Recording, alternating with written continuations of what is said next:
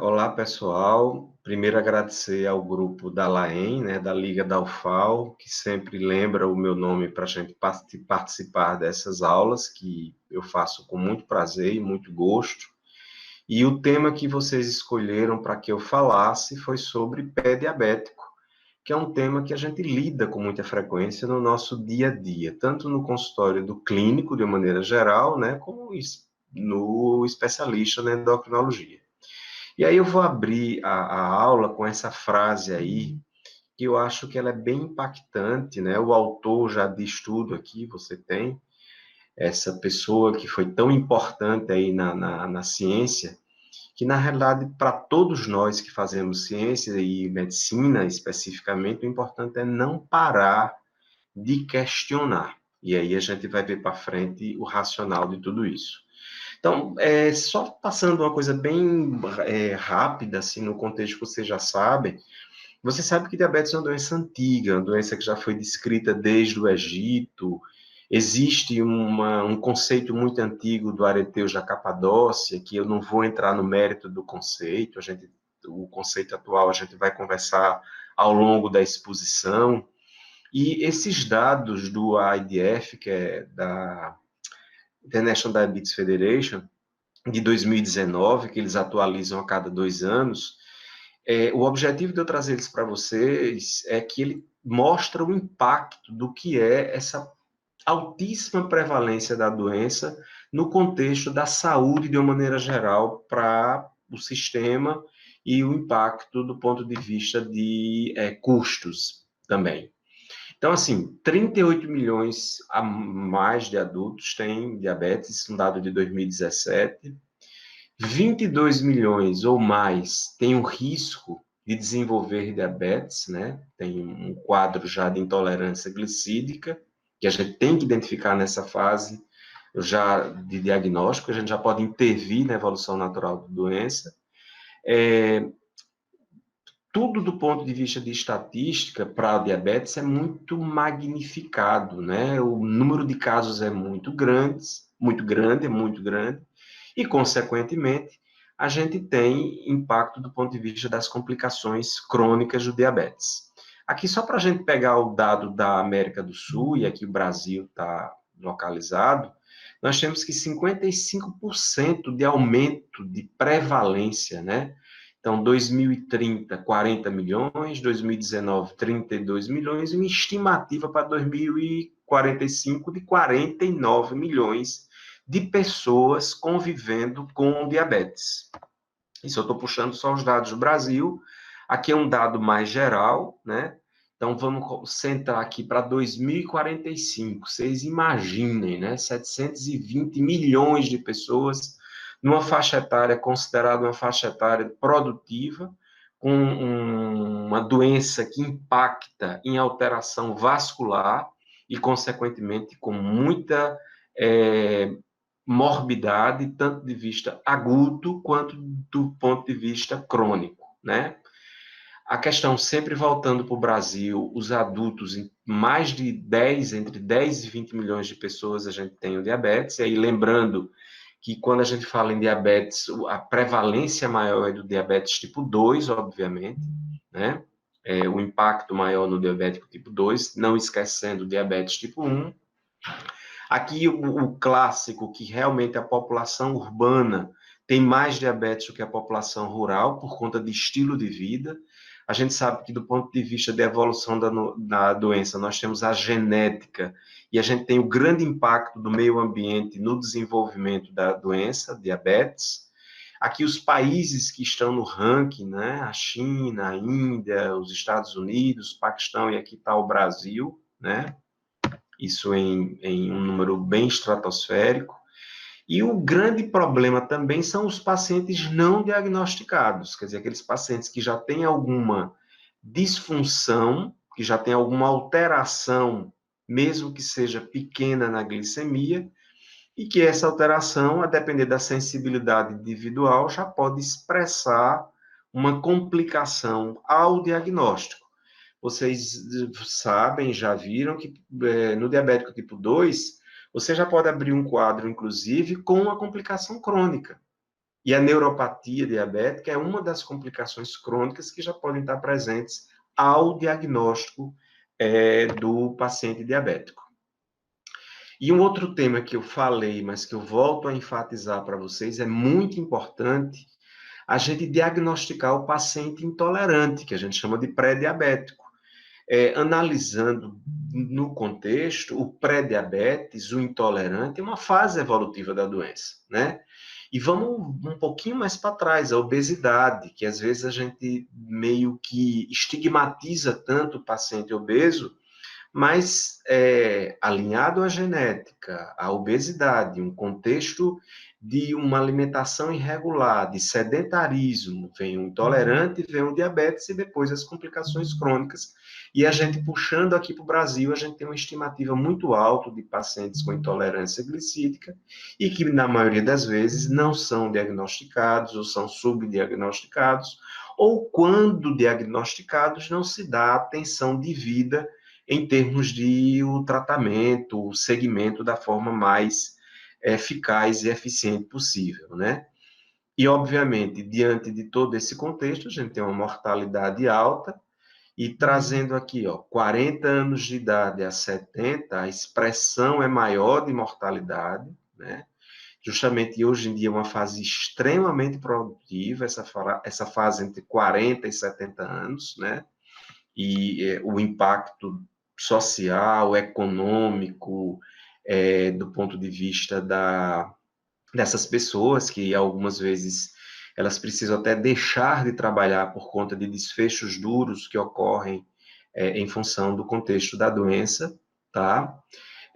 As pessoas que são diabéticas ou diagnosticadas com diabetes com mais de 60 anos de idade, você veja que é uma prevalência muito alta nessa faixa etária, e o impacto também, né, aí vem a associação do fator idade, daquela pessoa que está com um comprometimento funcional maior, comprometimento cognitivo, alinhado a distúrbios de equilíbrio, a doenças associadas, enfim, todo um contexto que a gente tem que ter uma atenção maior no paciente com diabetes.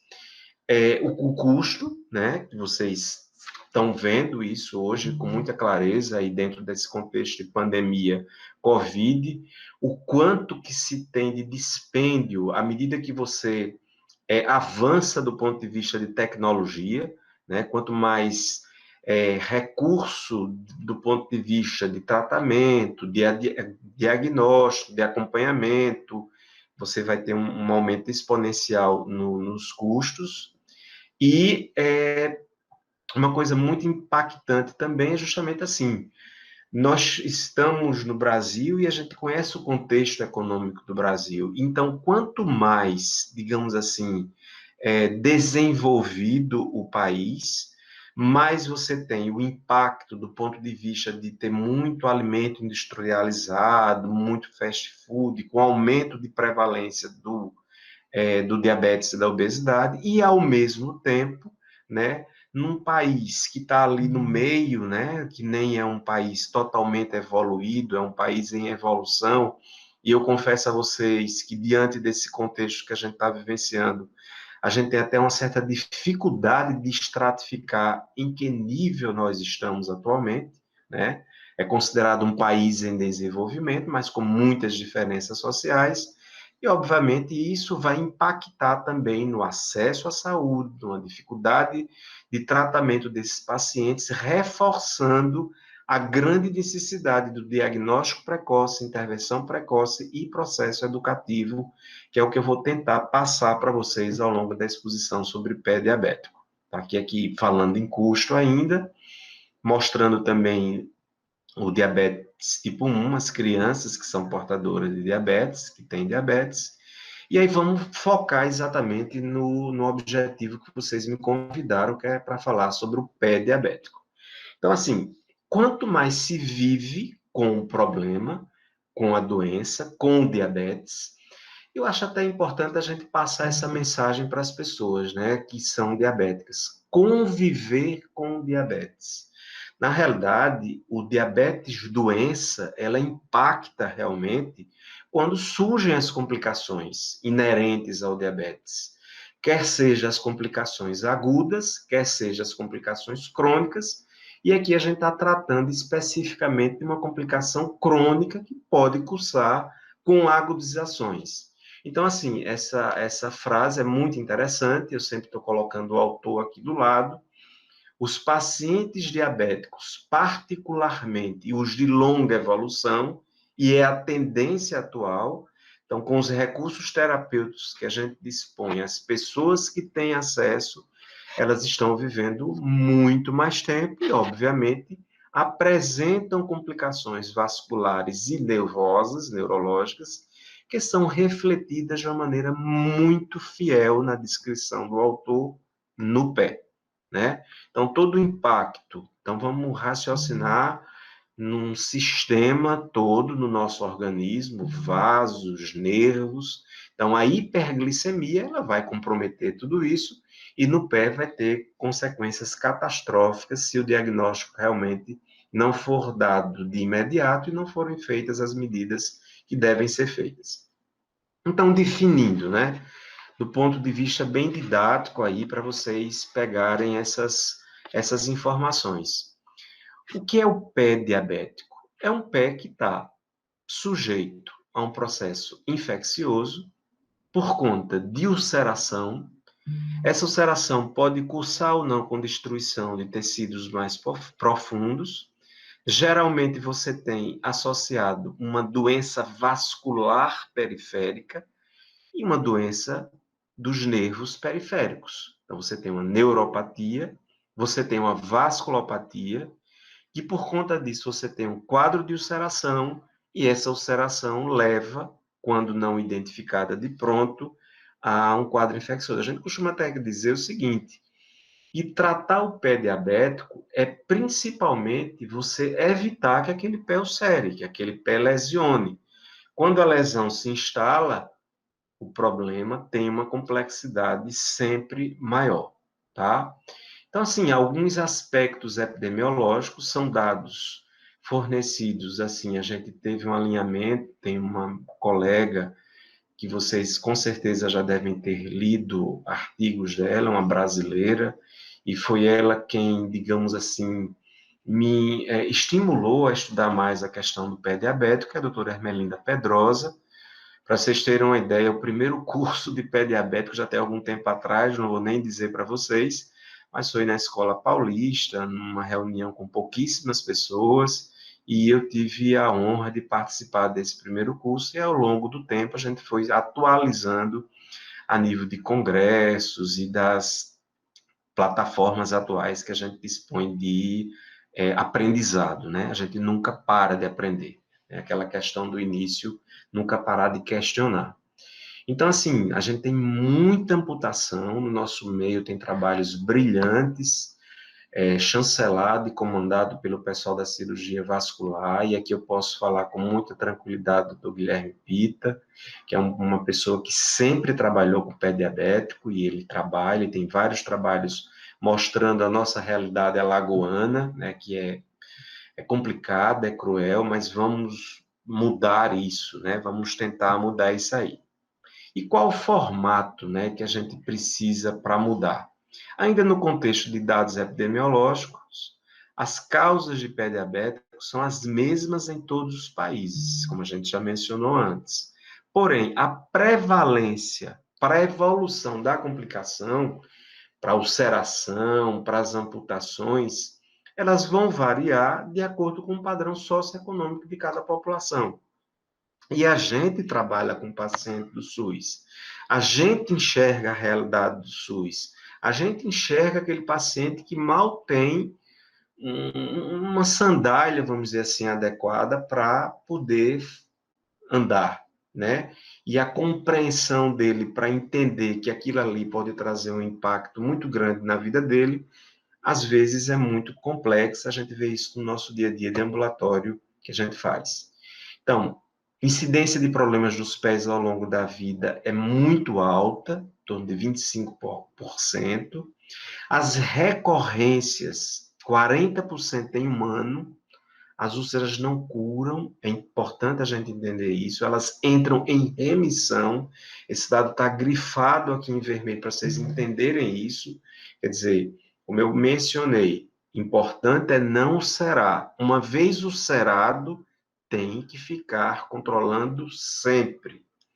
2/3 cicatrizam e 28% evolui para perda parcial total do membro inferior, 85% das amputações são precedidas de lesões preveníveis em membros inferiores e 40 a 70% de todas as amputações não traumáticas, a causa é diabetes mellitus. Então, é um impacto epidemiológico muito forte e junto com tudo aquilo que eu falei da questão do IDF, né, aqueles dados todos de aumento de prevalência, a tendência é que isso aí aumente exponencialmente, tá?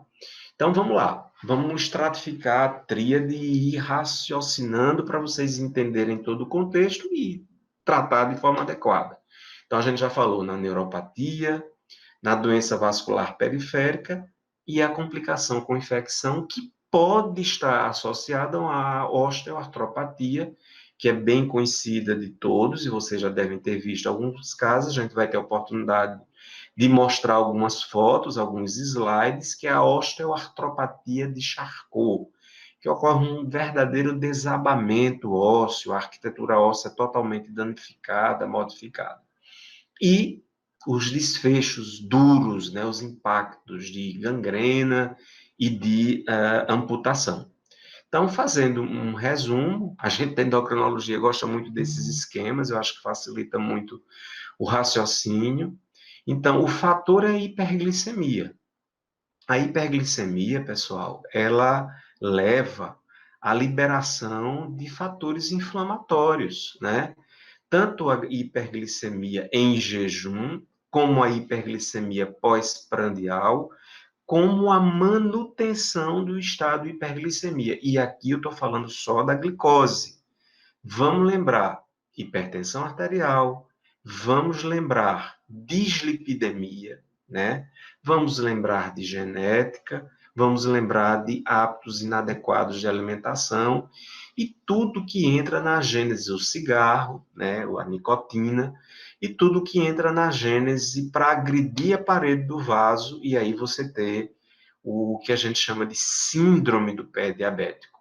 Existe uma associação da neuropatia, e a gente vai explicar a neuropatia somática, a neuropatia autonômica, né, alteração de sensibilidade. E existe uma desautonomia, e aí você tem um pé seco, né, por conta de alteração da sudorese do pé, e a vasculopatia, com processo de aterosclerose, formação de placa aterosclerótica, e as alterações também da microangiopatia, né? Então, assim, dentro do contexto das vias de ulceração, então você vai ter um fator permissivo essencial, tá? Então, existe uma condição para que você tenha a neuropatia diabética, e você tenha a hiperglicemia, você tem alterações de biomecânica do pé, né, deformidades, próprio trauma, aí você vai ter a úlcera, amputação, doença arterial periférica, infecção fator complicador, e a infecção ela está presente em praticamente 55% das lesões do pé diabético, tá? Com relação à classificação básica das úlceras, elas realmente, seguindo aquele racional, né? Ela pode ser neuropática, ela pode ser isquêmica e, na grande maioria das vezes, ela tem os dois componentes, o componente nervoso periférico e o componente vascular periférico. A polineuropatia periférica está presente, as deformidades, que a gente falou naquele formato de esquema, o trauma, a doença arterial periférica, a história de úlcera e a história de amputação. Quer dizer, quando você já tem uma amputação, quer seja uma amputação de grande amputação de perna, pior ainda, obviamente, mostra que a doença está mais evoluída, ou amputações menores, mas todo o histórico de amputação reforça em termos de fator de risco. E, geralmente, vocês têm que lembrar que a gente está falando aqui do pé diabético, mas dentro do contexto geral, é um paciente que tem nefropatia, que tem retinopatia, que tem a condição socioeconômica, que a gente está batendo muito nessa tecla da condição socioeconômica, mora só e tem uma dificuldade extrema de conseguir chegar na gente como especialista, ou como clínico, ou quem tem lá na ponta do ambulatório atendendo, que todos estão fazendo isso com muito brio, com muito valor, com muito entusiasmo e com muita dedicação.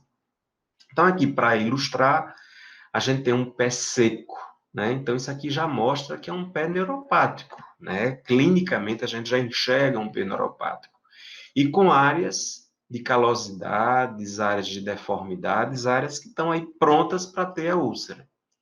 E aí a calamidade, né? Esse pé que está aí num estado que a gente vê no dia a dia e, né, sempre, apesar de muito tempo de visualizar esse tipo de lesão, a gente fica muito incomodado quando um paciente nosso tem um desfecho desse tipo. Acontece muito até no ambulatório, naquele paciente que demora a voltar para a consulta, e você é lá de longe vê na recepção aquele paciente que vinha andando e está na cadeira de rodas, né? Isso é muito importante. Então, a neuropatia sensitiva, vocês vejam, né? Uma alteração total de sensibilidade, e, obviamente, se ele tem uma alteração de sensibilidade, qualquer trauma vai levar à ulceração. Aqui, por exemplo, um paciente que a gente recomenda muito que não use compressas de água morna, e o pessoal tem muito esse hábito de fazer o esquenta-pé, né? Colocar aquela águazinha morna para botar o pé. Isso não pode ser feito em hipótese em alguma, porque a gente tem que lembrar que ele tem uma polineuropatia periférica, ele tem uma alteração de sensibilidade, então ele pode não perceber que aquilo está suficientemente quente para queimar os pés, coloca os pés lá e acontece isso aqui, que é complicado para a gente resolver, porque aí vem processo infeccioso e os desdobramentos que vêm na complicação. Então, dentro da fisiopatologia da ulceração do pé, aí a gente pensando, vamos tentar fazer os compartimentos, separar um pouco, mas está tudo englobado, isso aqui é mais do ponto de vista didático, para vocês entenderem melhor. A neuropatia motora. Então, você tem uma atrofia e uma fraqueza da musculatura intrínseca do pé. Consequentemente, em função disso, existe uma tendência para que os dedos eles comecem a adotar uma atitude de flexão e deformação dos dedos. Consequentemente, esse paciente começa a ter uma marcha alterada e essas áreas de deformidade, eles vão funcionar como áreas de pressão. Então, você tem um aumento de pressão em determinadas áreas. Aqui eu vou colocar de uma forma assim, bem simplificada, a cabeça dos metatarsos e dedos. E isso, obviamente, de repetição, vai favorecer o surgimento de calos e as perfurações e as ulcerações. E aqui está um racional, um slide tentando resumir tudo que a gente falou da neuropatia. Então, dentro de um ambiente de uma microcirculação, de uma alteração vasomotora, de alteração de capilar, de hiperglicemia levando à glicolização de matriz proteica, disfunção apócrina, disfunção glandular, disfunção de suor, deformidades, né, isquemia, né, a própria deformidade que eu falei para vocês em função da flexão, e aí o aparecimento dessas áreas, você veja aqui, uma nítida área de pressão, uma nítida área de pressão e a diminuição da sensibilidade, isso tudo no contexto vai levar à formação da úlcera e as lesões e as complicações em decorrência disso. E aqui, achados de ambulatório, você veja nessa deformidade que a gente falou, que é bem característico do pé neuropático, aqueles dedos em martelo, em garra, né? Aqui mostrando também, aqui mostrando a mesma coisa, porque quando vocês batem o olho no ambulatório, vocês já conseguem enxergar um pé seco, né? Então, pé seco significa desautonomia, diminuição da sudorese, consequentemente, um ressecamento, uma fragilidade maior do pé, associada a essas deformidades, e isso mostra para a gente com bastante clareza o pé diabético. E esse aqui está bem clássico, né? Mostrando um pé ressecado, e olhe a posição dos dedos, essa atitude flexora dos dedos por conta daquela alteração que eu falei da musculatura extrínseca e intrínseca do pé, tá? Aí vamos lá, a autonomia. A gente falou da questão específica motora, vamos separar dessa forma, e aqui a neuropatia autonômica, lá sensitiva, que é autonômica. Então, diminuição, que eu já falei, ou ausência da secreção. Ressecamento, um pé ressecado, é um pé que está mais sujeito a fissuras da pele, é um pé mais sensível à ulceração. E esse termo pé de lagosta, que é usado também, que isso não descarta a neuropatia. Existe uma tentativa de compensação com aumento de fluxo sanguíneo por conta de shunts, de comunicações arteriovenosas, e esse pé pode se apresentar quente, permeado, e o edema por conta da dilatação dessas veias dorsais do pé. Então, também enxergar esse lado, tanto neuropático, quanto vascular, tanto arterial, quanto venoso, todos esses contextos estão dentro da fisiopatologia do pé diabético. E aí vamos, anidrose distal, você veja, né? Isso resulta em uma sensibilidade maior e uma possibilidade maior de rachaduras e fissuras. A gente tem que estar atento a isso, isso é porta de entrada. Fissuras em calcanhar, porta de entrada de infecção. Gênese, neuropatia autonômica, né? E aqui a gente entra na questão articular, né? Na osteoartropatia de Charcot, que é o pé de Charcot. Você veja um pé plano, né? Que aí você vai ter uma alteração total na estrutura óssea, na estrutura osteoarticular desse pé. Você veja aqui, ó, áreas de pressão, né, com um desabamento, digamos assim, dessa estrutura óssea. Aqui é um exemplo da artropatia de Charcot em um senhor de 54 anos, visto de perfil, né? Você veja essa área aqui, ó, que é uma área de calosidade importante por conta de tanto atrito, né? De tanto impacto aí por conta da deformidade. A região plantar de Charcot com ulceração na área de proeminência óssea, onde existe essa pressão anormal, tá? Junto à doença arterial, falamos da neuropatia, e a gente didaticamente está separando o pé, mas para que vocês entendam o contexto amplo. Falar da macroangiopatia e da microangiopatia, né? Então, sempre ter esse racional. Quando você tem alteração no pé, você tem alteração em grandes vasos. Então, é um paciente que já tem, provavelmente, uma angina pectoris, tem uma doença coronariana, tem doença a nível de vaso cerebral. Então, você tem que estar atento. É um paciente que tem um risco de infartar e ter um AVC isquêmico, né? E as microangiopatias, né? Aí é o paciente que tem um risco maior de ter uma nefropatia diabética, um risco maior de ter retinopatia, e sempre o contexto dos vasos periféricos, a gente sempre tem que raciocinar na neuropatia, na vasculopatia, tanto a nível de macrovasos, quanto de pequenos vasos na gênese do pé diabético. Então, tentando colocar todas as coisas juntas, né? Então, no paciente que é diabético, ele tem algumas peculiaridades em relação à doença aterosclerótica. Primeiro que é mais comum do que na população geral, obviamente por conta do contexto de hiperglicemia. Afeta muito indivíduos mais jovens. Não tem diferenças importantes entre os sexos, tem uma progressão geralmente mais rápida, é multissegmentar, geralmente mais distal, é importante que vocês vejam isso, né? E poupa os segmentos aortilíacos.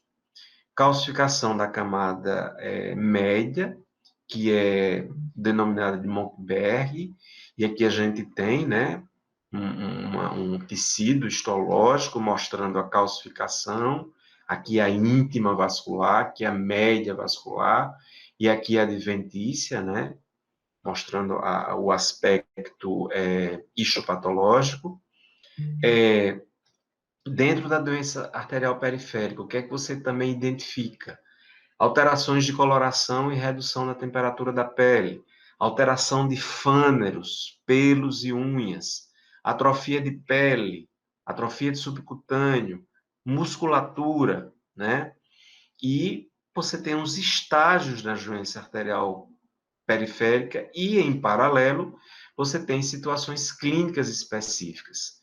Você pode ter, numa fase inicial, uma doença totalmente assintomática, totalmente silenciosa, e essa fase a gente denomina de doença oclusiva sem sintomas. Você tem aquela fase que você tem aquela claudicação intermitente, quer dizer, o paciente anda, sente desconforto, para, melhora, ao mesmo tempo ele pode estar tendo angina da vida, antes, sente dor no peito, para, e as duas coisas juntas, obviamente, que vão ter um impacto maior. Dor isquêmica em repouso à noite, quer dizer, o paciente à noite piora da dor, né? É uma dor muito desconfortável, levando aos quadros mais avançados de ulceração e gangrena. E aqui a gente vê, né, classicamente, uma gangrena seca, isquêmica, né? Você veja aqui totalmente necrosado, né? Isso aqui é triste falar, mas acontece, ele cai até espontaneamente. Às vezes você vai fazer um curativo, isso sai, digamos assim. É um exemplo de gangrena seca isquêmica. Aqui já é um paciente previamente amputado para mostrar para vocês que um paciente que já teve uma amputação, ele tem um risco maior de ter um problema no pé contralateral, tanto pelo fato dele ter a mesma doença, lógico, né, as doenças, as complicações arteriais, vasculares e neuropáticas, e aí ele tem uma pressão maior naquele pé que não está amputado ainda, né, então o risco de uma segunda amputação é muito alta. Aqui mostrando a tríade, né? A deformidade, que eu falei no quadro neuropático, os dedos em garra, proeminência de metatarsos, o calo, a ulceração, a infecção, a osteomielite e a amputação. Aqui está bem claro, resume tudo que a gente falou até agora, em termos da fisiopatologia do pé diabético, o dedo em garra, essa área de atrito, de pressão, né, úlcera, e aqui a foto mostrando exatamente o que é que acontece no paciente diabético e a infecção por trás. Então, assim, fizemos esse racional da fisiopatologia e aqui a gente vai colocar as características específicas do que é uma úlcera neuropática, do que é uma úlcera isquêmica, entendendo que as duas coisas sempre estão, na maioria das vezes, juntas, mas podem estar um componente mais neuropático e um componente mais isquêmico, um componente misto. Então, nas neuropáticas, poroneuropatia presente, com ou sem deformidades, indolor, região plantar, calosidades, pele seca, rachaduras, fissuras, a questão dos shunts, que eu falei para vocês, as veias dorsais dilatadas, hiperemia, os pulsos geralmente presentes, em se pensando só na neuropatia específica, e o pé quente, principalmente na questão do Charcot e vindo para essa questão das veias, dos shunts. Isquêmicas, dolorosas ou indolores, locais, são principalmente dedos ou aspectos laterais e mediais dos pés, pele cianótica, unhas atrofiadas e micóticas, favorece mais a infecção por fungo, margens irregulares, necrose seca, palidez à elevação, pulsos diminuídos ou ausentes, sensibilidade preservada, as veias colabadas. Nota: úlceras neuroisquêmicas têm ambas as características, obviamente. Isso é só para reforçar aí para vocês que essa associação é muito presente. E aqui você tem um pé neuropático ulcerado, né? Aqui você tem úlceras isquêmicas, né? Aqui a gente tem, aí vem, neuropatia, vasculopatia, quadro infeccioso junto. Vejam que a gente está no racional didático, mas tudo vem, como diz a história, num pacote só, vem junto e misturado, e a gente tem que ter muita atenção nesse sentido. Então, você pode ter uma celulite localizada, uma celulite já necrotizante e um abscesso já profundo e uma gangrena já instalada. E aí vem traumas, úlceras, principalmente lesões interdigitais e ou periungueais. E aí o processo educativo desse paciente, de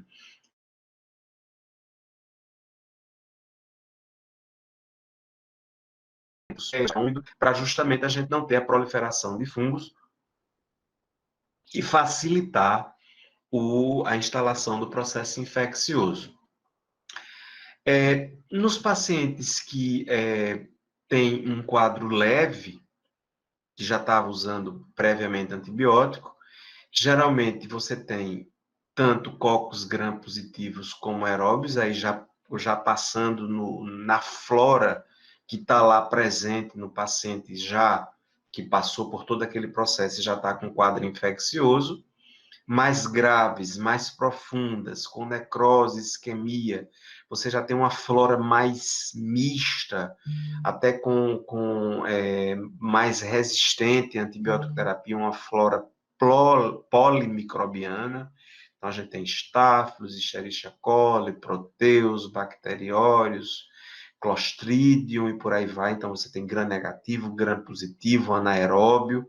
E aí você já entra na complexidade do tratamento, o espectro de antibiótico tem que ser mais amplo e sempre no racional, tendo atenção para nefropatia, porque as drogas nefrotóxicas a gente tem que ter cuidado, reajuste de dose, sempre pensar sistemicamente quando a gente for tratar um paciente com alguma complicação diabética, e aqui a gente está tratando especificamente do pé diabético. E aí você tem essa estratificação, tá? A infecção ausente, grau 1, úlcera sem inflamação ou secreção. O grau 2 é quando você tem 2 ou mais sinais de inflamação, então celulite com menos de 2 centímetros, infecção limitada à pele ou subcutâneo, é considerado leve, 35%. Uma celulite maior com 2 centímetros, com comprometimento de fáscia, tendões, articulações, osso, ou abscesso profundo, por essa estratificação moderada, 30 a 60, 3, e uma afecção extensa, que a gente chama de síndrome da resposta inflamatória sistêmica, é aquele paciente que já está séptico, na realidade, por conta de um processo infeccioso, e ele é estratificado, obviamente, como paciente grave, né? E aqui você algumas fotos tentando mostrar o paciente com hiperemia extensa, com mais de 2 centímetros, aí já para moderada grave. O pé neuroisquêmico infectado, que é muito frequente, é o mais comum de você encontrar, é responsável por 20 a 25% das admissões hospitalares e menos de 14% são avaliados com um mínimo de expertise técnica. Quer dizer, precisa a gente evoluir muito para a gente realmente identificar e tratar, obviamente, que o ideal antes de chegar a esse nível de complexidade que a gente está vendo aí na foto. E aí a gente vai ter trazendo várias imagens que são impactantes, né, para todos nós, apesar de sermos médicos, vocês estudantes de medicina, e quem tiver alcance aí para assistir essa informação que a gente está passando. Outra forma aí, uma formação de abscesso com grande perda de tecido, né? Vocês vejam aqui, né, o impacto que esse paciente vai ter na vida dele e na vida da família. Outro pé neuroisquêmico infectado.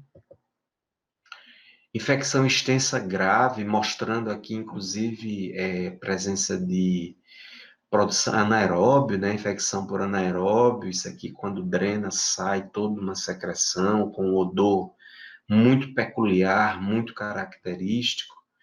A gênese, mais uma vez, da formação do calo, a hemorragia subcutânea, a lesão da pele, e aí a infecção comprometendo estruturas profundas, levando à osteomielite, né, que já é evolução maior, uma gravidade maior, levando, inclusive, ao que a gente falou da sepsis.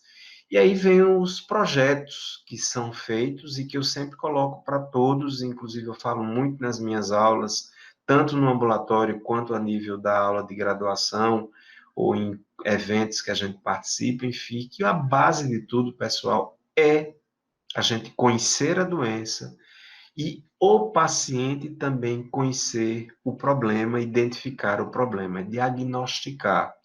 Então, assim, é muito importante, principalmente dentro de um contexto de ambulatório de endocrinologia e de clínica médica, a gente tem que avaliar toda a ferida no pé em relação à infecção, ter como base a inflamação e não apenas a cultura. A gravidade da infecção deve ser avaliada depois do debridamento do calo e do tecido necrótico em termos de extensão, quer dizer, quando você tira aquele tecido, o que tem por baixo tem que ser visto, para ver profundidade, inflamação sistêmica, a necessidade de hospitalização de todos os pacientes com infecção grave, muitos com infecção moderada e alguns com infecção leve, a depender da complexidade do momento do atendimento, e os critérios para diagnósticos de osteomielite, biópsia, proteína C reativa, fatores de inflamação, VHS, que realmente é muito vago, aumenta em praticamente tudo que é inflamação, e os exames específicos, né, os raios-x, as ressonâncias, dentro da complexidade que você é possível, mas assim, sempre entendendo que o exame clínico, o dado clínico é muito, muito, muito significativo e nem sempre a gente precisa ou a gente tem condição de evoluir para essas complexidades em termos de exames laboratoriais. Aqui mostrando mais uma vez a questão da úlcera, né, nesse aspecto. Aqui é uma sondagem para ver até onde você tem, e inclusive identificar a questão da osteomielite, né, da lesão óssea. Aqui também uma exposição óssea, você veja que o osso aqui está exposto, né? Você tem um quadro infeccioso com exposição óssea. Aqui também um aspecto de osteomielite, quando vocês veem o raio-x, né? Então tem uma lise óssea importante, né? Um quadro bem grave, né? Aqui mostrando também, você veja, a visão que a gente tem clínica e os achados, né, de comprometimento de parte moles e com infecção importante desse pé, aqui. Aqui mostrando a lise óssea, né, o osso que está realmente sendo totalmente destruído, né, literalmente pelo processo infeccioso, pela osteomielite, são casos muito impactantes. Então, reconhecer pelo exame físico, né? Aí tem vários, do que a gente já falou anteriormente, a pele seca, a cianose de extremidades, a úlcera em si, já com aspecto necrótico. Existe uma estratificação dessa lesão, né? Em relação à neuropatia e no segmento. Se você identifica como ausência de neuropatia, a frequência de avaliação é anual, presente pelo menos uma vez a cada 6 meses, uma neuropatia já com sinais de doença vascular e com deformidade dos pés a cada 3 meses, e um paciente já amputado, aí você tem que estreitar mais esse contato, que em algumas situações em fases agudas são semanais, 3 vezes por semana, 15 em 15 dias, uma vez por mês, ou até 3 meses, a depender da complexidade do achado. Dentro da abordagem, né, dentro do contexto, a gente falou tudo da fisiopatologia, da parte isquêmica, da parte neurológica, do processo infeccioso. A gente ainda tem coisa para frente em termos de tratamento. Eu falei que realmente essa aula é uma aula longa, a necessidade da gente ter uma fixação boa e uma paciência muito grande, né, de ficar atento, porque é uma aula muito importante, né? Então, na anamnese, quanto tempo de doença, porque quanto mais do tempo de doença, maior a probabilidade. Como é que vem esse controle glicêmico? Aí os conceitos de hemoglobina glicada na meta, de glicemia de jejum na meta, de glicemia pós-prandial na meta, que eu vou fazer um racional, mas geralmente é hemoglobina glicada abaixo de 7, um jejum em torno de 100, e um pós-prandial que é em torno de 160, e vocês sabem, na aula de tratamento do diabetes, a gente sempre coloca que vai depender muito do paciente em si. Essas metas são individualizadas. Então, se o paciente fuma, parar de fumar, se o paciente bebe, parar de beber, ficar atento aos sintomas, tem dor, tem queimação, tem choque, tem pinicada, piora ao deitar, tem uma sensação de hiperestesia no pé, enfim. No exame clínico, remoção sistemática de calçados e meias, tá certo? Tem que examinar pele, examinar unhas, deformidades, calosidades, se tem mal perfurante plantar, se é um paciente que já tem uma amputação prévia, úlcera e se já tem infecção, ou infecção fúngica, infecção bacteriana já associada. O grande ferramenta é o exame clínico, é ver o pé do paciente, é ver entre os dedos, é palpar pulso pedioso, é palpar pulso tibial posterior, é ver como é que está a coloração da pele, se está seco, distinguir o pé neuropático do pé isquêmico, identificar o pé neuropático e isquêmico, o pé misto, e se junto já tem processo infeccioso. É muito importante a questão das unhas, né? Porque aí pode estar a porta de entrada, onicólise, distrofia ungueal, e a unicocriptose, que pode ser esse aprisionamento aí da unha, pode favorecer a infecção e o processo começar tudo por aí, por uma alteração a nível ungueal, né? A gente às vezes tem esse granuloma piogênico por conta dessas unhas, vamos usar o termo encravada, né? Mas a unicocriptose, e aí isso pode ser o fator desencadeante de cursar com aqueles desfechos duros que a gente falou antes. Então, examinar entre os dedos, né? É muito comum a gente perceber os fungos interdigitais, né? Avaliação neurológica, pesquisa da sensibilidade tátil e pressórica, pesquisa da sensibilidade vibratória com diapasão, e aí você tem os recursos mais sofisticados, que nem sempre a gente dispõe no ambulatório, o plantígrafo e a pedobarografia, que a gente tem alguns slides mostrando. O monofilamento de Ehnalha é muito importante, né, que a gente usa muito no pessoal que faz dermato na hanseníase, mas ele dá uma sensação, uma previsibilidade assim, muito importante da questão sensibilidade, o uso de diapasão, e aqui você tem recursos mais sofisticados, mas no nosso ambulatório isso temos. O monofilamento, no momento, a gente está sem, mas a gente vai conseguir. Os representantes davam muito monofilamentos, hoje em dia, com essa história da pandemia, a gente está sem receber, mas tem o caminho da gente adquirir isso aí e ter no ambulatório. Aqui, como é que a gente faz a avaliação, como é que a gente examina, né? Então, aqui está o monofilamento de Nalho, e aí você tem as áreas de pressão, você coloca o monofilamento, você faz uma leve pressão, aqui está no real, né? Aqui está o esquema, e você pergunta para o paciente se ele está sentindo, né? Você faz as comparações. E as áreas que a gente testa são essas áreas mais específicas, que são as áreas de maior pressão. Aqui você tem um exame mais sofisticado, né? Que ele vai fazer o paraodométrico, né? Ele vai ter essas áreas de maior pressão vão aparecer nessa coloração mais evidente, mais escura, mais marcante, e aí você vai identificar pé, áreas de risco, mais coisas que a gente, na prática clínica, fazendo o nosso exame clínico normal, a gente consegue visualizar também. Se tiver um serviço com isso aqui estruturado, maravilhoso, mas o nosso exame clínico sempre está na frente, sempre está acima de qualquer exame complementar. O exame complementar, o próprio nome já diz. Então, o que é que a gente precisa? Monofilamento de 10 gramas e, para vibração, o diapasão, né?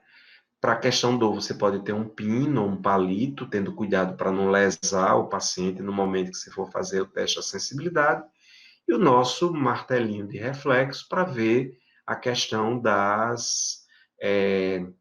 dos reflexos neurológicos. Então, diagnóstico, perda da sensibilidade protetora, risco de ulceração, você já estratificou com essas coisas simples que a gente pode ter no nosso dia a dia de atendimento de consultório. Na doença arterial periférica, a recomendação é exame anual, quando a história clínica e você tem a palpação de pulsos pediosos, está tudo dentro dos parâmetros, você vai reavaliando.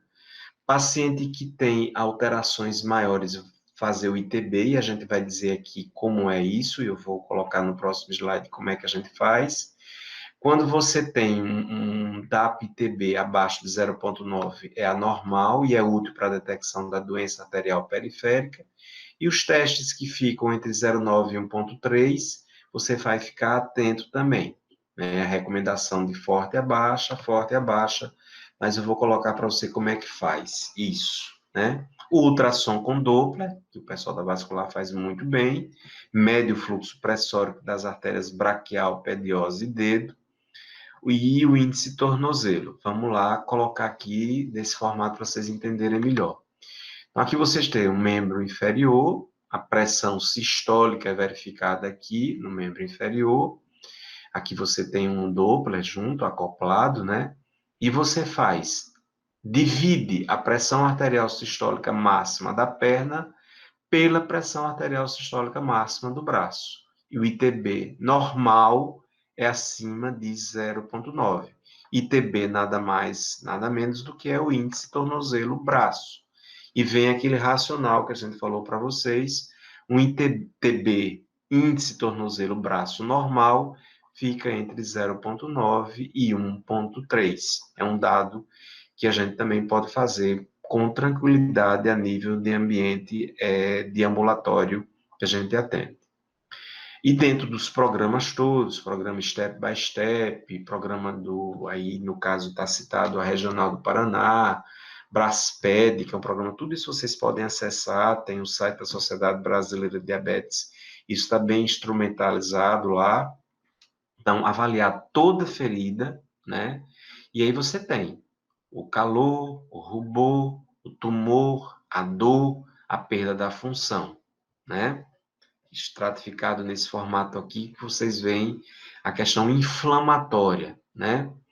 E aí, os sintomas e sinais de infecção, edema, secreção, pus, necrose, gangrena úmida e a gravidade da infecção. Como é que você estratifica isso? Infecção diagnóstico clínico, baseado na presença de sinais e ou sintomas locais ou sistêmicos de inflamação. Avaliar a gravidade da infecção do pé diabético via classificação IDSA, tá certo? Que a gente já falou com relação à celulite, esse slide está sendo repetido, a gente já falou anteriormente. Aí, diante disso, como é que você vai fazer para diagnosticar a questão da microbiota, da bactéria presente ali? Obter cultura de fragmento, não fazer culturas repetidas, apenas se houver resposta clínica ou para controle de algum patógeno que seja até resistente, enviar espécimes para o laboratório em frascos estéreis, acompanhadas de informação do tipo de material e local da lesão. O SUAB não é recomendado, porque ele não vai identificar, ele pode colocar uma flora que não é a real do processo infeccioso, e aí depois que você realmente debrida, que você limpa bem, tirar esse material de estruturas mais profundas, tá? E aí a gente está entrando no tratamento, que a gente enxerga que o tratamento ele não começa aqui, ele começa ao diagnóstico, né? Então essa mensagem é muito importante para vocês, aqui a gente está tratando o desfecho duro, a lesão já instalada, que já teve um impacto grande e vai ter um impacto grande ao longo da vida desse paciente. Mas, assim, lembrar de tratar convenientemente o diabetes, manter níveis de glicemia normal, um padrão de alimentação adequado, atividade física com orientação, orientação sobre o cuidado dos pés. Tratamento é educação. Tratar o pé diabético é evitar que esse pé ulcere, é evitar que esse pé lesione. Quando acontece tudo isso que a gente mencionou até agora, cabe a gente essa questão da abordagem, sempre no contexto multidisciplinar, debridamento, cuidado da ferida, adequar um suprimento vascular para aquela região da forma mais adequada, o controle metabólico, eu já falei para vocês, antibiótico terapia empírica, ia depender da cultura, colocar o antibiótico dentro do antibiograma e aliviar as pressões para que aquele pé não volte a infeccionar, a infectar. O esforço para salvar o pé do paciente diabético não deve ultrapassar os limites do bom senso. Então, ter cuidado, né? Vamos observar, não necessariamente a gente vai precisar evoluir já para tratamentos muito agressivos em termos de amputação. Sempre lembrar que a gente precisa preservar ao máximo para não comprometer tanto a função e, lógico, ao mesmo tempo, não deixar uma lesão que está trazendo um problema sistêmico de sepsis e que a gente, tirando, vai resolver, pelo menos aquele momento, o problema do paciente. Os impactos de reabilitação vêm mais para frente. Nos casos em que a tentativa de salvar o pé possa ameaçar a vida do paciente, a amputação maior é necessária, o que eu acabei de dizer anteriormente. Ele está séptico, precisa tirar aquela fonte de infecção e, infelizmente, o desfecho tem que ser um desfecho mais duro, para depois a recuperação ser de uma forma mais conveniente. Então, dentro do tratamento cirúrgico, isso aqui, consultar o cirurgião, os casos devem ser selecionados de infecção moderada em todos os casos de infecção grave, intervenção cirúrgica urgente, abscessos profundos, síndrome compartimental e presença de tecido necrótico, considerar também cirurgia na presença de osteomielite associada à infecção de partes moles disseminada, destruição de tecido mole e destruição óssea progressiva ou exposição óssea, né? Com relação à osteomielite, recomendações: evitar cultura de partes moles para selecionar antibiótico para tratar a osteomielite. Raio-X em todos os pacientes com infecção moderada grave, você já pode identificar no raio-X. Ressonância nuclear magnética, se teste de imagem avançada é necessário para diagnóstico de osteomielite. Nem sempre a gente dispõe. E, como a gente falou, nem sempre é disponível ou contraindicada. Se você não tiver condição, até por conta de contraste, processo alérgico, questão renal, proteger rim, considerar uma cintilografia, que também pode mostrar o diagnóstico, mas a gente sabe que a clínica pessoal, diante de tudo que eu mostrei para vocês, essas lesões, essas fotos, elas são bem claras do ponto de vista de diagnóstico. E esses artifícios clínicos também. Do ponto de vista de antibiótico terapia, se tiver infecção, recomendado, obviamente, o antibiótico de preferência de acordo com o patógeno possível, provável, sensibilidade, gravidade da infecção e eficácia e custo, que a gente tem que pensar também. O tempo do tratamento vai depender muito do comprometimento, né? Se for uma infecção leve, uma semana ambulatorial. Infecções moderadas a graves, 2 a 3 semanas. Pode ser até ambulatorial também, mas na maioria das vezes no intra-hospitalar.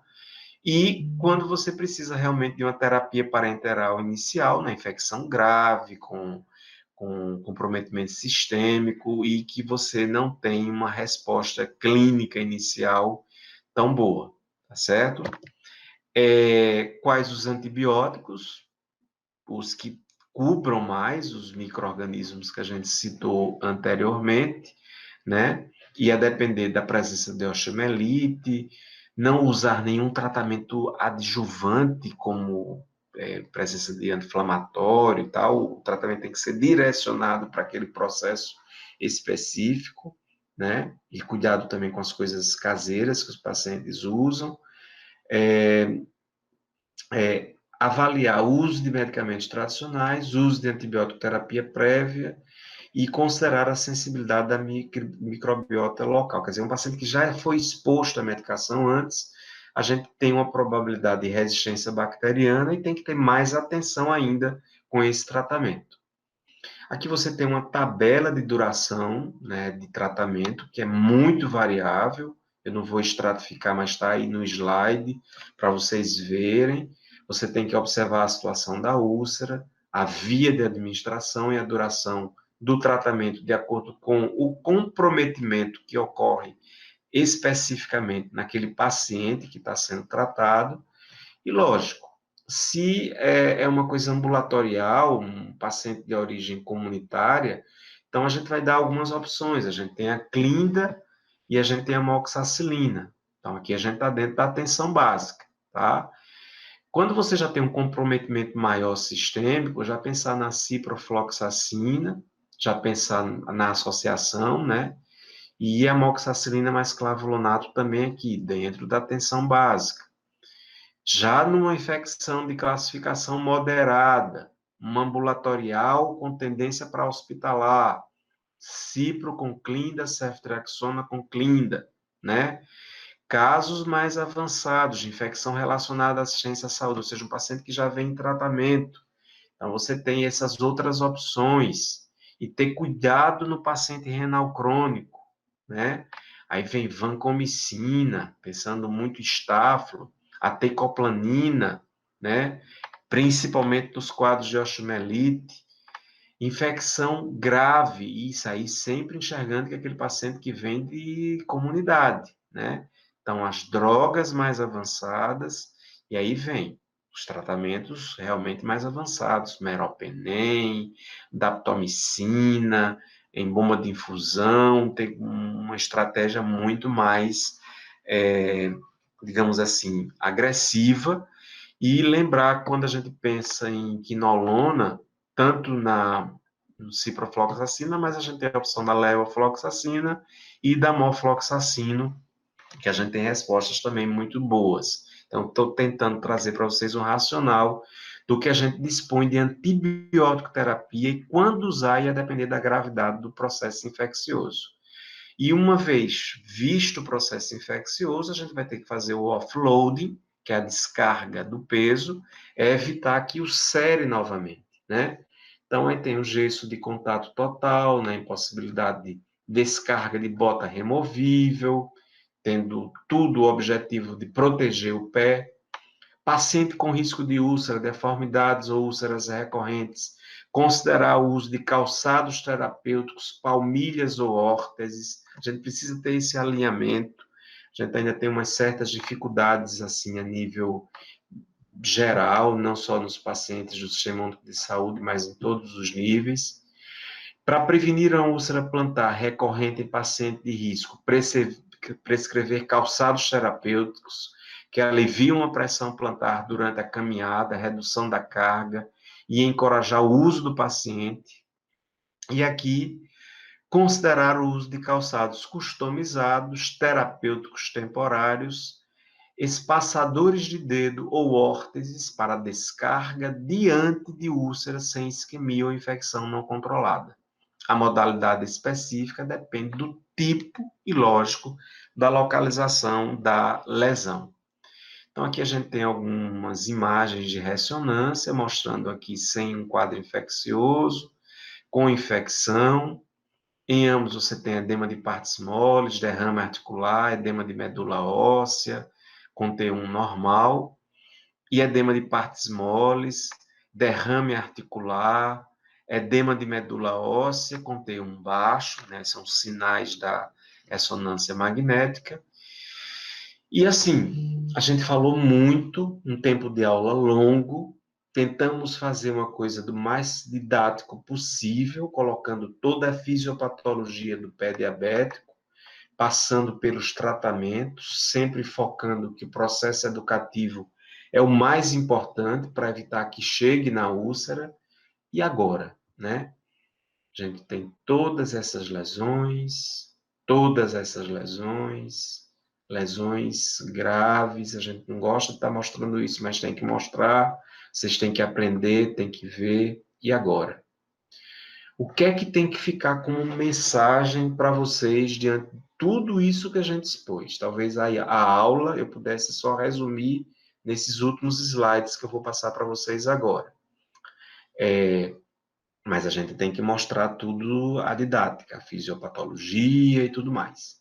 Então, assim, pessoal, identifique o paciente que tem um pé neuropático. Identifique o risco de ulceração. Oriente seu paciente e aos familiares a examinar os pés diariamente. Se o paciente não puder sentir o pé, examiná-los mais de uma vez por dia. Ter ajuda de alguém. Se é um paciente que já está numa fase dessa, ele já tem retinopatia, já tem comprometimento visual, então precisa de ajuda de alguém para ver isso aí, né? E da nossa ajuda. Então, aqui que eu coloquei, se o paciente não conseguir ver os pés, pedir a outra pessoa que os examine diariamente, né? E aí você tem todo aquele prognóstico que eu já falei para vocês, que a gente não vai repetir. Aqui tem item a item do que a gente falou anteriormente, que eu também não vou falar, mas está resumido aqui em questão de tempo de exame, em questão de exame anual, se tem a neuropatia, se tem a vasculopatia, o que fazer, a hidratação dos pés, o cuidado de orientar o tipo de chinelo. É muito comum as pessoas chegarem com aquela chinelo, a sandália japonesa da minha época, que a gente falava, que fica aqui no dedo e aquilo causa lesão. A gente tem que mostrar para o paciente que aquilo ali pode ser um meio, né? Orientar a não caminhar descalço, ter cuidado quando for pisar no chão que esteja quente, né? Lavar sempre os calçados, quando for lavar, lavar bem os pés, depois que lavar, secar bem entre os dedos, ter cuidado no corte da unha, não lesar as lesões periungueais, né? E o grande objetivo desse é justamente evitar tudo aquilo que a gente mostrou para vocês, consequentemente, evitando o impacto no tratamento, na mobilidade do paciente, no impacto a nível familiar e no impacto no sistema de saúde como um todo. E isso a gente realmente precisa que as pessoas enxerguem o diabético como um paciente que precisa ter uma atenção maior, precisa ter acesso à educação, precisa ter acesso à nutrição, precisa ter acesso aos cuidadores, precisa ter acesso ao educador físico e existe uma necessidade de um trabalho educativo junto com a gente no nosso ambulatório. Isso é muito importante. Aqui é só as recomendações da descarga, em resumo para vocês, mostrando alguns exemplos, as fotos, né? Sempre que você tem já uma cura da úlcera, continuar observando, continuar acompanhando, tá certo? Não para aí o acompanhamento, não é porque cicatrizou que você não vai dar mais atenção, né? Aí vem a questão mais específica da vascular, as reconstruções vasculares, ficar atento que pode recorrer, o tempo estimado em um ano é 40%, em 3 anos 60%, em 5 anos 65%. Voltando àquele racional, fechamento da úlcera não é remissão, não é cura, precisa estar indo, acompanhando, e estruturar melhor a alocação de recursos, né? Aí já entra na questão da gestão, e a organização realmente dos cuidados e a comunicação de informação sobre os riscos para o paciente e para a equipe de saúde. A equipe precisa sempre estar atenta, alerta, mostrando isso é muito bem feito. Eu sei que tem grupos específicos, as ligas estão fazendo isso de uma forma muito brilhante e está ajudando muito a tratar e a cuidar do paciente diabético. Mas focar sempre que educação e aderência são fatores primordiais no tratamento. Então, melhor conhecimento e autocuidado dos pacientes, familiares, tratar os fatores modificáveis, pacientes que seguem as recomendações têm resultados melhores, compreender os motivos de não adesão e tentar melhorar, adaptar a realidade específica daquele paciente, né? os padrões de cuidados das UPDs, né, tem toda a estratégia de avaliação, que isso aqui é um resumo do que a gente falou para vocês terem em mente, mas isso aqui, pessoal, é o mais importante, a equipe multidisciplinar e interdisciplinar reduz em mais de 40% as amputações, né? E aqui a gente vai fazer um razoável, o Bolton é um inglês que a vida dele é pé diabético, vamos dizer assim. Então, a gente tem 60%, né, nessa pirâmide, sem anormalidades, rastrear anualmente. 20% está dentro do risco moderado, cuidado e proteção regular. 15% no alto risco, cuidado e proteção intensiva. E aqui 5% úlceras ativas, infecção, revascularização, amputação e abordagem multidisciplinar especializada. E aqui um esquema, né, do racional. O risco, a gente tem que identificar aqui no centro de saúde, no programa de saúde da família, a gente tem um SUS que é brilhante e está dando show agora no contexto de pandemia. Então, tem que estabelecer essa conexão do centro com o hospital e a gente tentar manter os nossos pacientes aqui sem precisarem chegar aqui. Na realidade, tentar manter eles aqui. Eu devia ter colocado aqui a casa antes, né? A casa dele, o ambiente dele, o ambiente onde ele vive, para nesse ambiente ele conseguir não precisar chegar na úlcera, tá? Então, assim, agradeço muito a atenção de vocês. A gente sabe que a gente é docente, a gente trabalha com isso no dia a dia, a aula é muito longa, e eu tentei fazer no formato que fosse o mais amplo possível, e em cima disso, obviamente, vocês vão ler, vão ter acesso à literatura, está tudo aí documentado e gravado, e a gente tem a disponibilidade de ajudar vocês no que for possível. Então, tentar organizar o cuidado, né? As pessoas que estão passando por nós, enquanto estudantes de medicina, a gente está vendo fazer trabalhos brilhantes nas UPAs, em termos de gerenciamento e atendimento não só ao paciente diabético, mas ao atendimento da atenção básica, de uma maneira geral.